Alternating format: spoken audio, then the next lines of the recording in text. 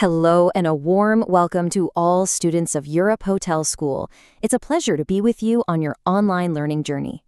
Today, we're diving into a skill that, quite frankly, separates the true professionals from the rest: mastering multi-party negotiations. Forget simple one-on-one deals. In today's hospitality landscape, real leadership is about managing a crowded room and finding a way to create a win for everyone. So let's just pose the central question right away. Picture this. You're at the negotiation table, but it's not just you and a client. You look around and there are 5, 6, maybe even 10 other people there, and every single one has their own agenda. How do you possibly turn that potential chaos into a rock-solid, successful agreement? Well, that's the puzzle we're going to solve today. Because the reality is that simple one-on-one negotiation is becoming a thing of the past in our industry.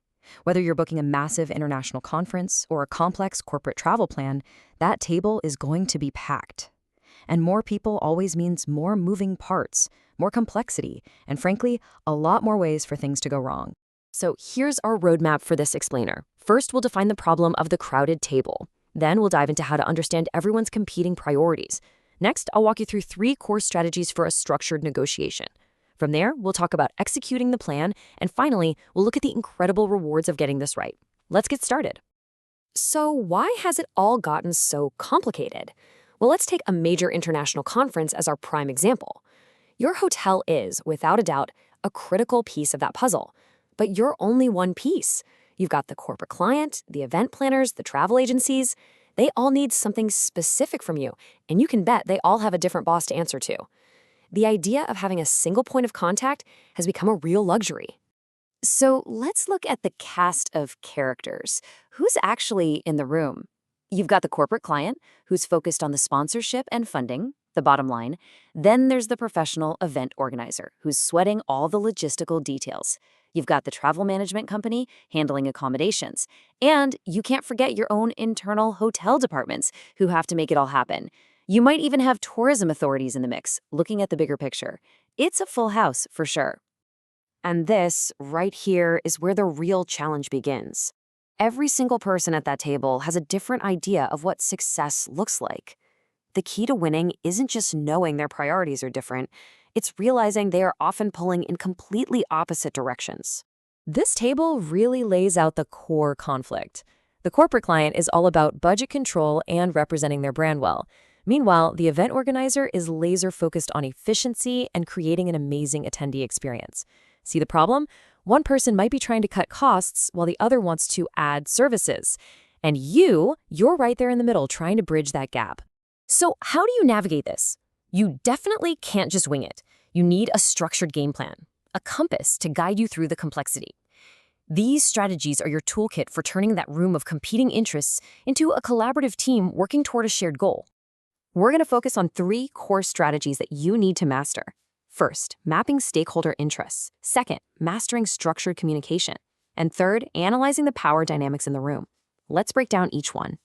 Strategy 1 is all about doing your homework. Before you even begin talking about price, you need to understand the why behind everyone's requests. What's their real motivation? What keeps them up at night? If you know the client's bonus is tied to the budget and the event planner's reputation rests on flawless execution, you can start building a deal that makes both of them successful. Next up is communication. With so many voices in the mix, confusion and chaos are the default settings unless you take charge. And this isn't about being the best talker. It's about being the best facilitator. Your role is to bring absolute clarity to the conversation, which prevents misunderstandings and keeps everything moving forward. In practice, this means a few key things. You need to regularly pause and summarize progress to make sure everyone is on the same page. You have to actively confirm every single detail to prevent any misalignment down the road. And you must maintain clear documentation. Your notes and proposals become the single source of truth that everyone can rely on. Our final strategy is about understanding power. Now, this one is subtle, but it can be an absolute deal maker or deal breaker. It is so easy to get distracted by the loudest person in the room, but you have to remember, loud does not equal authority. Your job is to figure out who has the actual power to sign on the dotted line. And here's the key distinction you need to make. You have decision makers and you have influencers. The decision maker is the person with formal authority. Think procurement or finance. They can approve the deal. The influencer, on the other hand, is the person who shapes that decision with their expertise, like an event manager. You have to win over both. If you get the influencer on your side, they will often sell the deal for you to the person with the final say. All right, so you've navigated the external negotiation. You have an agreement, but you're not done yet. A negotiation isn't really over until you can deliver on your promises. Now the internal work begins. This is where you, as the sales executive, become the central connector for the entire hotel. You're the bridge between the client's expectations and your team's ability to deliver.